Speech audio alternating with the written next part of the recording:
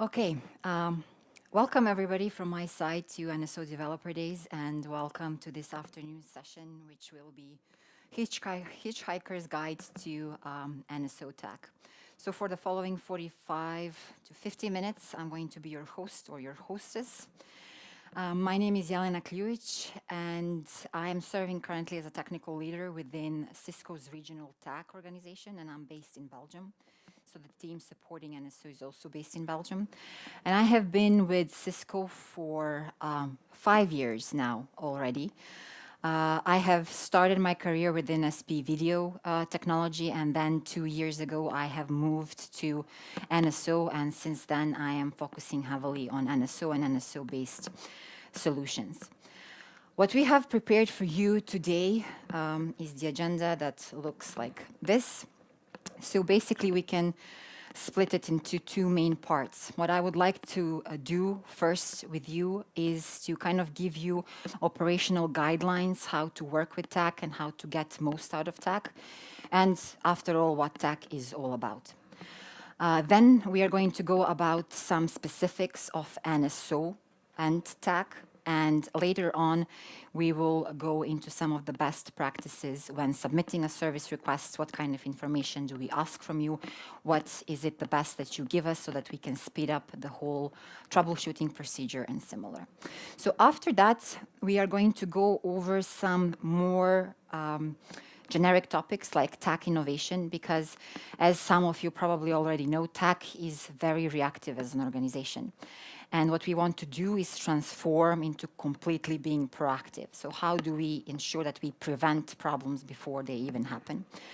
And then what I would like to kind of briefly touch upon is relationship between TAC and General Data Protection Regulation, or data protection and privacy.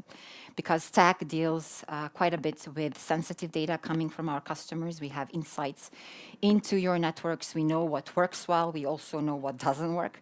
So there is quite a bit of a concern around how we handle data protection and how we handle your personal information as well. And in the end, we are going to talk about technical services portfolio. So what that means is that we are going to touch a bit on how to ensure that we have end-to-end coverage within the ecosystem where you have different third parties, so that you can have one-stop shop for problem resolution and problem resolution driving forward. Okay, now that we have set up the stage, I do like to keep these sessions as interactive as possible. So whenever you have a question, feel free to raise your hand. If you have brought your service request and you want us to solve it together today, no problem, we can do that as well. So just raise your hand and let's discuss it. If you're too shy, feel free to approach me anytime during these 3 days. I would be happy to discuss any concern that you have on your mind. All right, so to start, let's get a bit close and personal with TAC. So TAC, or Technical Assistance Center, is a group of people, an organization within Cisco Services. One of the other organizations within Cisco Services is Advanced Services, one of the groups that is sponsoring this event. And Technical Services, or TAC, is basically there to solve your problems. So you call us when you are upset, unhappy, or there is something wrong with the network. And we are there to practically convert all that doubt, uncertainty, concerns, problems, anxiety into a feeling of relief and content, which you will agree is not that easy task always, because we are pressured by time most of the time.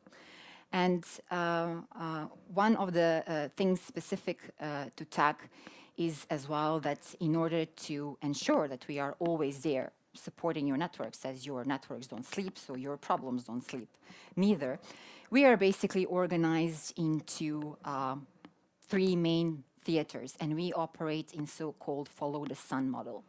So we have an APAC theater, we have EMEA theater, or European theater, and we have Americas theater. The centers around the world are located in Sydney and Bangalore for Asia Pacific, and in Tokyo for regional language support. Then we have Krakow and Brussels in Europe, whereas NSO team is based in Belgium specifically. And in the Americas, we have We have RTP, Richardson, and San Jose. Boxborough was there, but recently we kind of moved our people out of Boxborough to other locations for a specific technology or expertise co-location, if you will.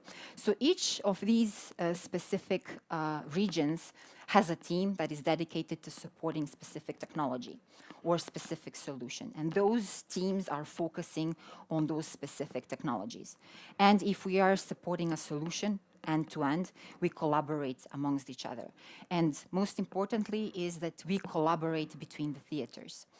So each theater, as I mentioned, is functioning in the follow the sun operational model. What that means is that they have a chunk of their shift, chunk of the 24 hours that they are actively on shift and supporting you into resolving your problems.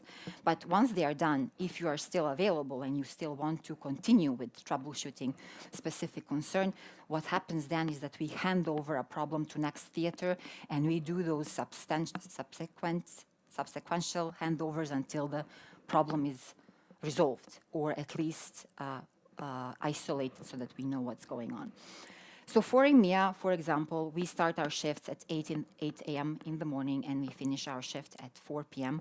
in the afternoon, GMT +2 at this moment in time.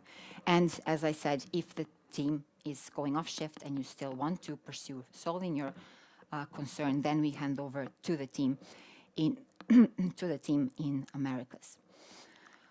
We are there 24/7 in the follow the sun mode, 365 days a year. That means New Year's days, Christmases, Ramadans, Chinese New Year's. We are always there. And in order to support all of this, as I said, we have to have quite a good cross-collaboration between theaters. And for that matter, I wanted to kind of use the opportunity to present to you people who will be working with you on your concerns or your problems. So within the Americas, we have Matt Sainz. Matt Sainz is a delivery manager, and he is helped up by Doug Everett and my colleague Rebecca Reich. She was supposed to give this session with me today, but unfortunately, she's absent. She's sending her regards to everybody attending. And then in EMEA, we have Anish Kanankara, who is my manager, and I am working with him directly for EMEA region. In the APAC, Japan and China, so APAC, we have Shagla Patil. She is a delivery manager within APAC region, and she's assisted by my colleague Nagaraja Sadar. And then we have Akifumi Tsukimori, who is handling our Japanese theater, Japanese customers. And we have Tony Tong Wang, who is focusing specifically on China FTS. So before we have a look at what the severity of a service request is, I wanted to just spend a couple of moments in defining when is it that you are coming to us. So TAC, as I mentioned, is a reactive organization, and we operate in day 2 model, right? So day 2 means that you are done with your development. You have done your service deployment. You are in production right now.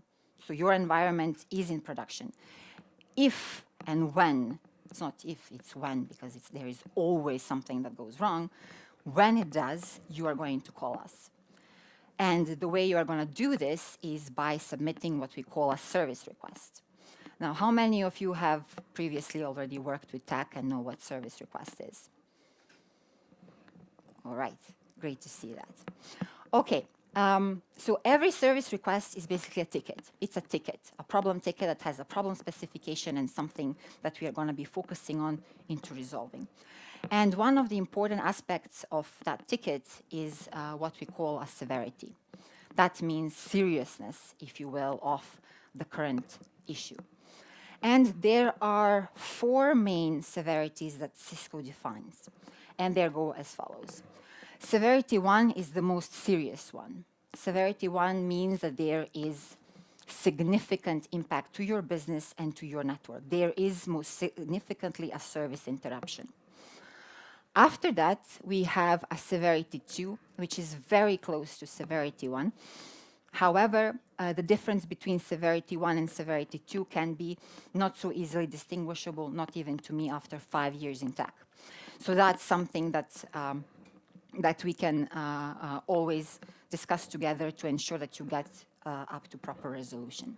Then we have a severity 3, which is something that is not time impacting. We can solve it in our timely manner. We don't have to rush for it. And then in the end, there is a severity 4, which is more like a question. You have a doubt, you want to inquire about best practice, about specific configuration. You want to ask us a question, and that is severity 4. In NSO terminology, like an example of a service request that can go through at least all 3 stages is, let's say that you have rolled back a specific configuration or specific transaction. As part of that rollback, there was some configuration removed from your core devices, causing an outage in your core network. At that point in time, what we are looking at is at severity 1. You call us, there is an outage in the network, and we want to troubleshoot it. After that, let's say that you are uncertain about what NSO did, and you say, okay, I want to forget about NSO at this point in time, and I want to restore. So I go in and manually restore my core devices, and at that point in time, I am having the functionality in the core, but however, my NSO is still out of function. It's not controlling my network anymore. So in that specific case, we can say, okay, you are in severity 2. There is no direct impact, but you would want to get NSO back in control of your network. After some time of troubleshooting, we figured out what's wrong. We have involved our business unit experts. They have identified an enhancement or a bug, and we are pending on their help to release a patch or release new software to fix this issue. At that point in time, we know what's going on. We have recovered NSO. NSO is in control of your network again. However, we are waiting for the specific patch to be put in place, so we are in severity 3, so to say. And in the end, you can have severity 4, which it's just informational question about whatever reason. The reason why I'm stressing this is because there is a common misconception with quite a bit of our customers who tend to think that once they set the severity, they can't change it anymore, which is not true. You are in control of the severity. You are the ones that are telling us how urgent this is. And please do tell us, because that's how we dedicate our resources. That's how we ensure you get the support that you need. That's how we work. Okay. How can you reach us? Well, there are a couple of basic methods. So you can call TAC. You can also use Cisco Support Case Manager to open it online, or you can send an email. However, there are specific recommendations or best practices when to use one or another. So if you are in severity 1 or severity 2 situation, we recommend that you call. Pick up that phone, call Cisco TAC. Which numbers are specified in the worldwide contact numbers? Each country has their own. If you are not in a rush, however, you can always use the Cisco Support Case Manager online tool for submitting service severity 3 or severity 4 service requests.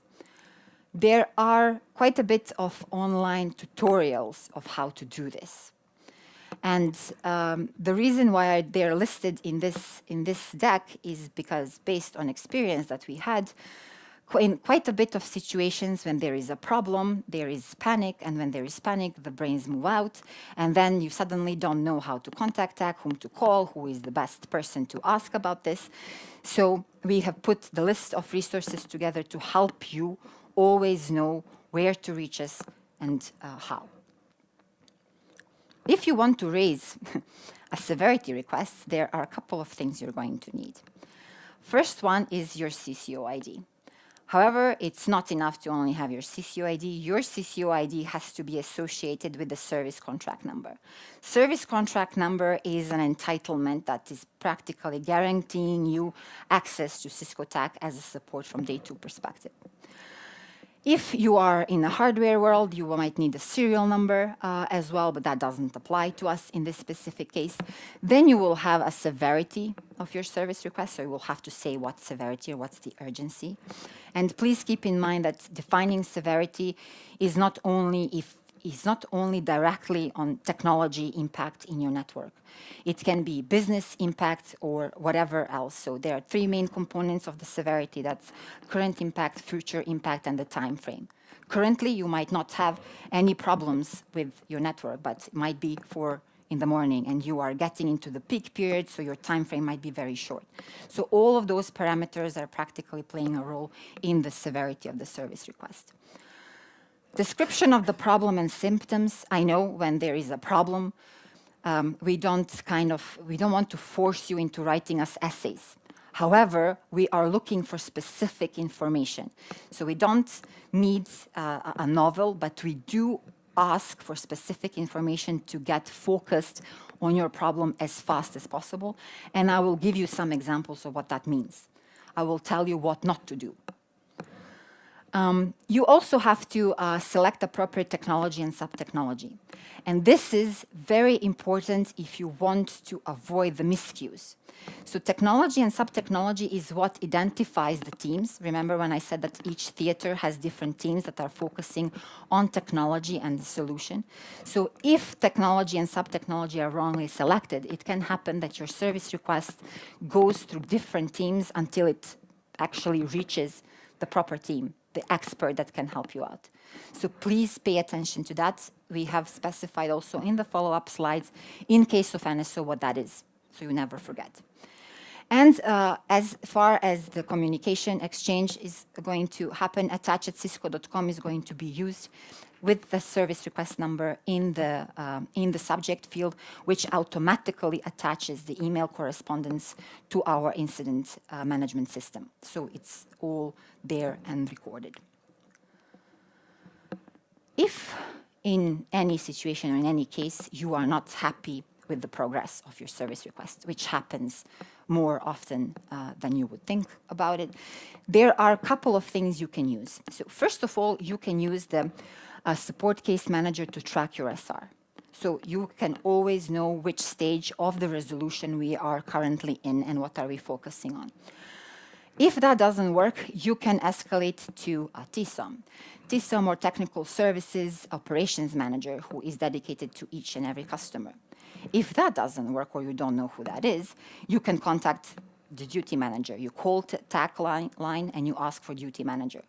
If that doesn't work, you can just drop me an email or drop my colleagues an email around the world. You have their names, you will have their contacts as well. So whichever method works for you, it works for us as well, because we are there to ensure that the resolution is, that the progress that we are making on specific case is as you would expect it. When it comes to checking a status through Cisco Support Case Manager, there are a couple of TAC case statuses that might be confusing. So I wanted to kind of briefly go over them to just explain what they mean. So whenever we have a ticket, we put a ticket in a specific state. And that state indicates where we are in the ticket resolution process. And one of the mostly used statuses are Cisco pending or Cisco engineer pending, CE pending or Cisco pending. This means that Cisco engineer is currently investigating the problem. We are looking at it and we will let you know in time what the next steps are. Close pending is Cisco engineer has provided you with a solution, so we know what the status is. And you can still contact the engineer if you consider the problem is not resolved. We never, ever close a ticket without you saying and agreeing, yes, the ticket can be closed. We have to have your specific agreement on that. Customer pending, that's when we have asked you something and we are waiting for information from your side. Customer requested closure, when you are all happy and you requested the closure of the ticket. Release pending is when we are pending a new software release. So we have root cause the issue, we know what's causing it, we are pending on a release. So that's where release pending comes into picture. And in the end, we have service order pending, which is for more hardware, RMA specific things, does not apply in our case. Okay, now that we have closed the case, you can say, okay, all done, nothing to go. Everybody happy, nothing to do next.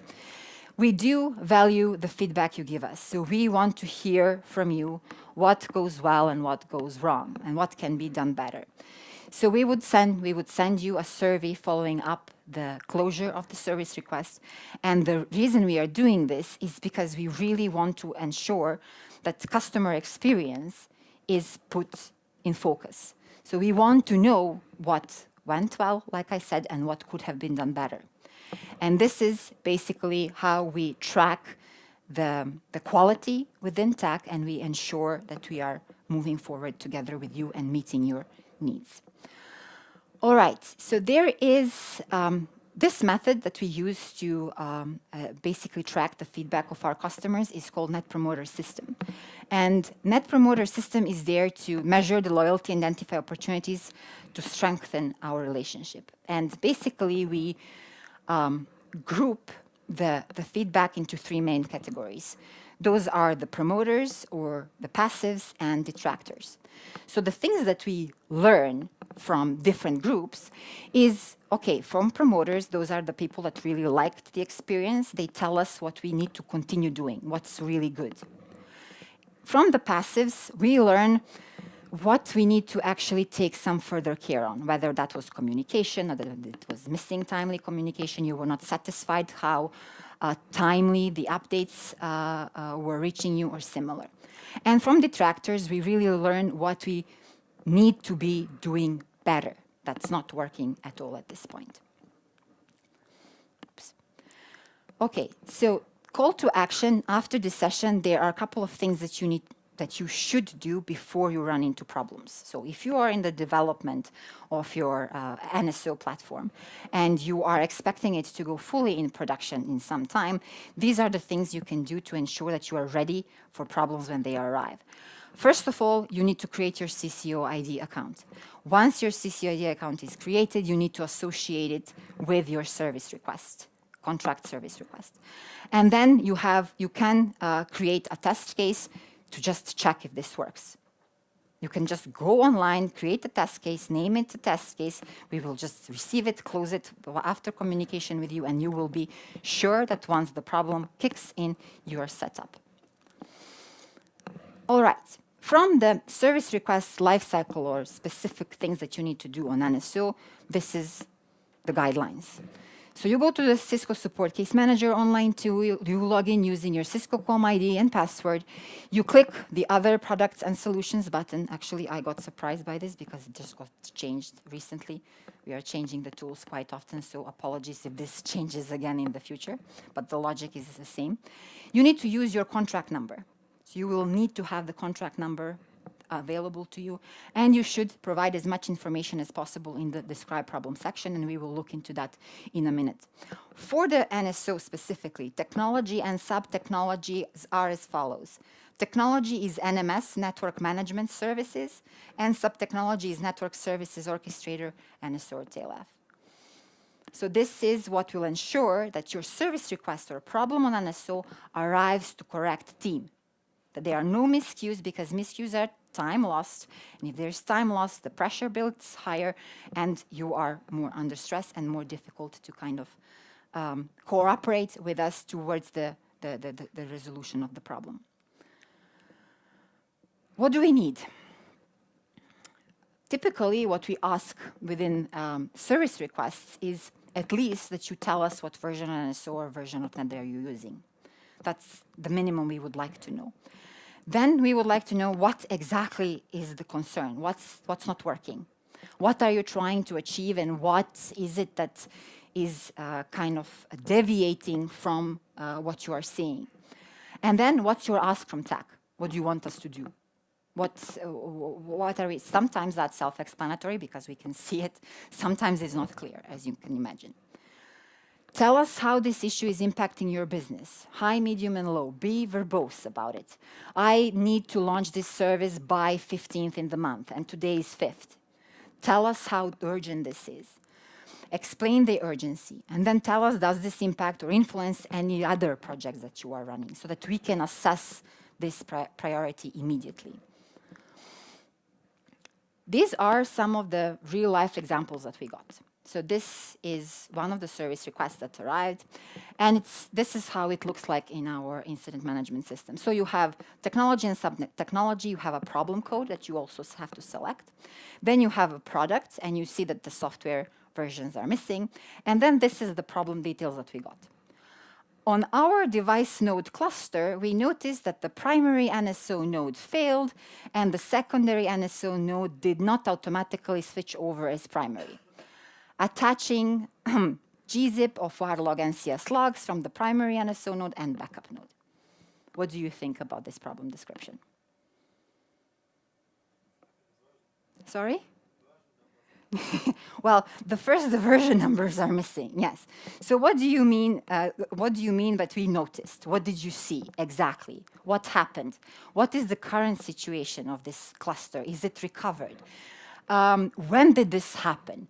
Has this worked before? Have you tried switching over before, but it worked and doesn't work right now?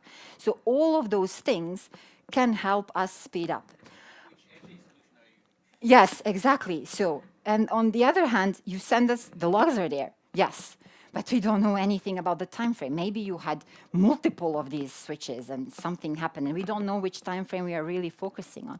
So ensure that you at least give us a period for which to search for anomalies within the logs. We are not there. We wish we were there in your head or within your network to know when exactly this happened, but unfortunately we're not, and you have to tell us. So we say that you have to make your thinking visible, because if everything is in your head and nothing reaches us, then we might lose some time. So this does not make us happy and does not make you happy neither, because we have to ask quite a bit of questions. And sometimes if the time constraint is too big, then we kind of get into that situation of, why is TAC asking me all these questions? Why are they not solving the problem? Second example that we have, NSO does not notice it's out of sync with the device when we change a device's partition data. What does it mean, does not notice? What specifically? Which configuration exactly out of the many? When did this happen for the first time? Has this ever worked before? What changed? And all those questions that are generic around the problem description that you can put into any problem are helping us a lot, because we get there faster. Those are just like some of the examples I use to get closer to the resolution. There's yeah, people come to us only with the problems, so and we only see the problems. But that's very interesting, because in the events like this, quite a bit of our customers talk around the success stories that they have, how they managed to make this work or that work. But actually, we know the truth behind. We know everything that didn't work and that where the problem was. So we are happy most of the time. Okay, so how can you help us to serve you better? More is more, be specific. When did the problem occur? What was being done when the problem occurred? Has this worked before, or is this newly developed? How does actual result differ from expected result, and all the rest? And the most important thing, I mean, we know what you're going to answer on what changed. Almost in 95% of the time, nothing changed. But throughout the experience, out of that 95%, in 100% of the time, we come to the conclusion that there was something that's changed. And this is, the reason why we are asking that is because within the theory of problem resolution, we know that the root cause comes from change, mainly. If it doesn't come from change, it comes from a distinction. So it's either change or a distinction. So all of this information helps us move forward. And yes, we want to know it all.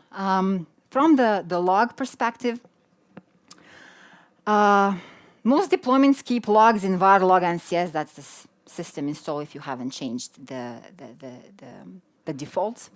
And when you're using a system install, you can run the NCS collect tech support to get everything. But mostly the logs that we are utilizing most of the time are devel logs. And we are asking the devel logs to be set in verbosity to trace, because the highest verbosity will give us the most information. Then we are asking you to send us NCS Java VM logs, and NCS Python VM log, depending on the specific implementation you are running. Then we have NCS error logs, NCS logs, audit logs, netconf logs, XPath traces, if possible, specifically for XPath resolution if you have must statements or when statements with your service code and you're not sure where the XPath resolving is failing. And then we have device traces. And device traces are usually the communication with the physical device. Device traces we need for NUDs. Whenever you require a NUD enhancement or there is a problem with the NUD, device traces is something we're going to be looking for. Okay, other supporting information. Now, you have heard quite a bit of stories today from different customers, which are quite often implementing the same logical service. They want to do layer 3 VPN or they want to do layer 2 VPN. However, from the support perspective and from the implementation perspective, each and every of these deployments is different. So for us as a TAC team, handling NSO as a solution, yes, it is NSO core. We have to have NSO core skills. But every single service that you write and you deploy is like a separate software package for us. We have no idea about the logic you implemented there. We have no idea what you're trying to do. So when you submit a ticket that involves a service itself, service logic, please help us understand it.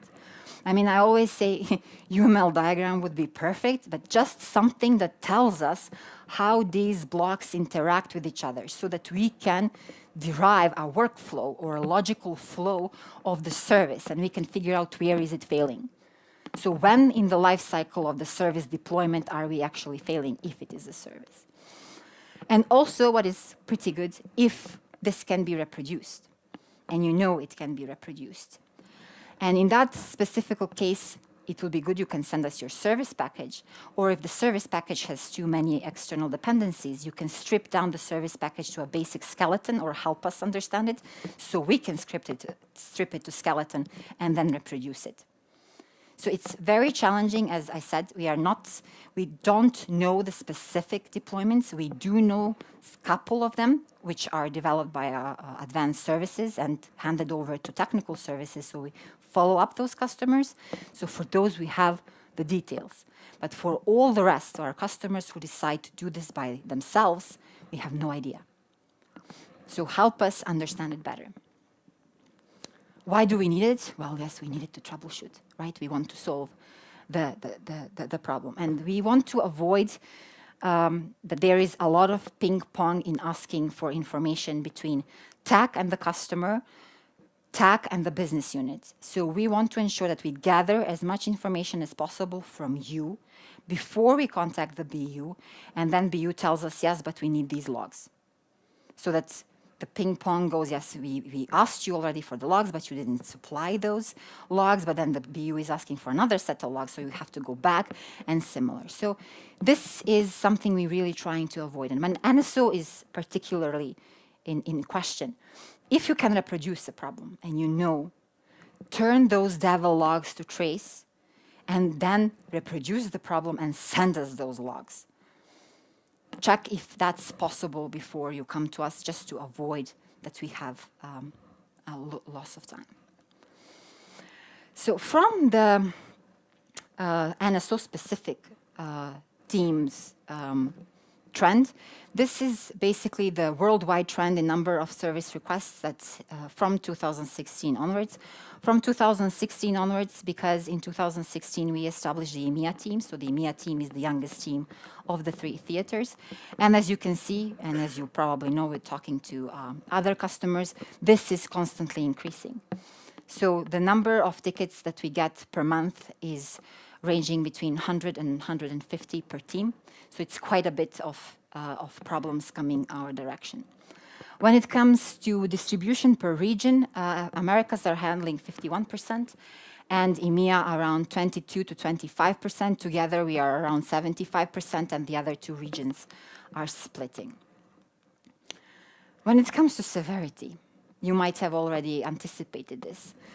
98% of the tickets that we get are severity 3 or severity 4. It's very rare that they are severity 1 or severity 2 because NSO is not in so-called critical path to your network. You have already tested that and you know that it's not severity 1 or severity 2. However, what can happen is that out of these, so this is how we got the service request. So it came in as severity 1 or severity 2. However, quite a bit of these severity 3s or severity 4s can evolve into severity 1 or severity 2 over time because of the time frame and the time pressure. And we said that the severities are not like written in stone. You can change them over time. And those are usually happening on NED enhancements.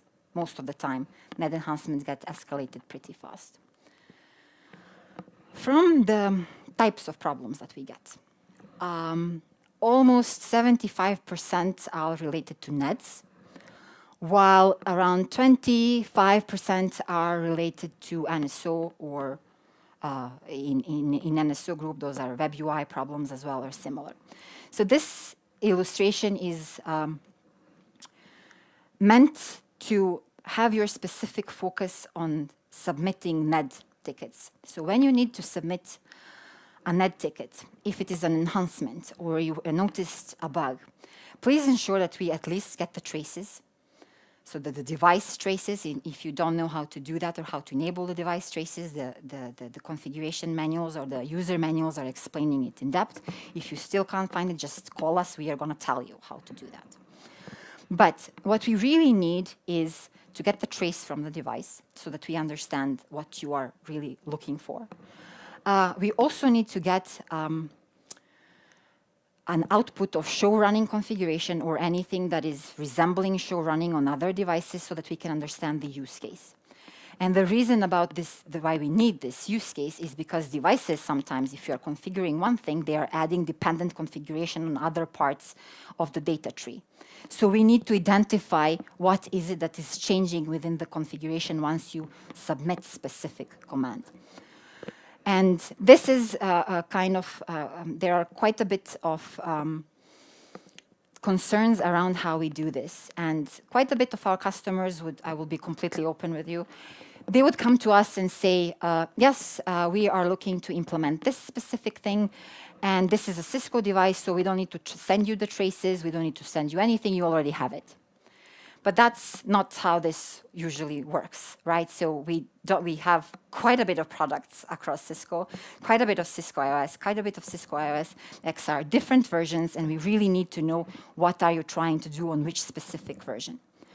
Then one other thing around NEDs that constantly comes into picture is the NED release cycle. So NEDs are released most of the time, most of them every Friday. So if you're working on a project that needs to go live on a Saturday and you already know that you have a problem on Monday, don't wait for Thursday to call us. Call us immediately so that we can ensure we troubleshoot, ensure we know what's going on, and we release it on that Friday when you need it. What else regarding NEDs? Yes, very often it happens that our customers test their specific service use cases on NetSIMs for a very long time.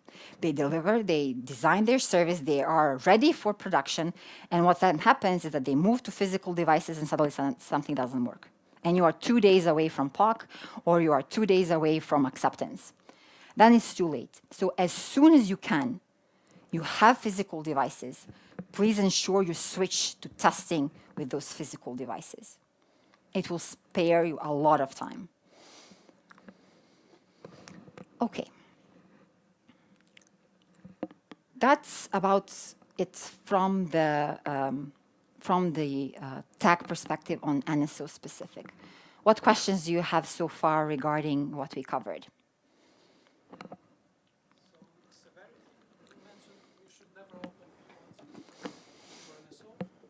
No, you should always open a P1 when you feel that's a P1. No, but usually your service degradation happens southbound from NSO on the device. So you would open P1 with that device and not with NSO. So we don't care, right? We can figure out where the problem is, right? So we don't expect from you that if you have a problem on an end device for whatever reason, whatever NSO did wrong, that you open a ticket on that device. Because at that point in time, we don't know where the root cause lies, right? We don't know if this is something that NSO did wrong or is it something that device interpreted wrong. We don't care. If you open a ticket with NSO, we are going to troubleshoot it with you. If we figure out it's a device problem, if it's a Cisco device, we are going to ring our colleagues in that particular team and ask them for help. If it is a third-party device, we are going to help you still narrow down and maybe even work with that third party if we are in the solution support contract and then resolve it through that matter. But we don't really care. You don't have to think about if this is on a device or this is on NSO. That's already isolation. If you know, go ahead, please do that. But if you're not certain, just open it on NSO. We will figure it out. No, because I was thinking you start troubleshooting on the device itself. If service is degraded, packet loss, you should not be wasting time on NSO. So that's why I was thinking severity always has to be 2. Yeah, that depends on the problem, right? So that depends on a specific concern we are talking about, right? What is the specific problem? Of course, as soon as we can locate it, we will eliminate the devices that are not in question, and we will focus on where the problem is. If you don't know, then let us figure out together. Also, another question. Do you have maybe a script which can collect all those logs you mentioned? Because I know, from the past, you can create script which can collect a lot of logs and then you just send this. Yes, and there is one thing I'm going to talk about that in TAC innovation. There is something we are working on, and I will talk a little bit about it, how we can get automatically the logs from your network if you allow us. If not, there is the collect tech support command that you can use on system install that packages everything into one archive, and then you send us that one archive.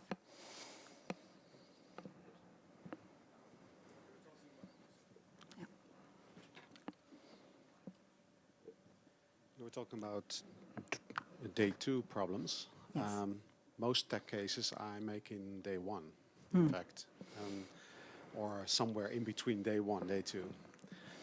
Is there another route to follow in day 1 problems? Yes and no. It depends on the specific circumstance.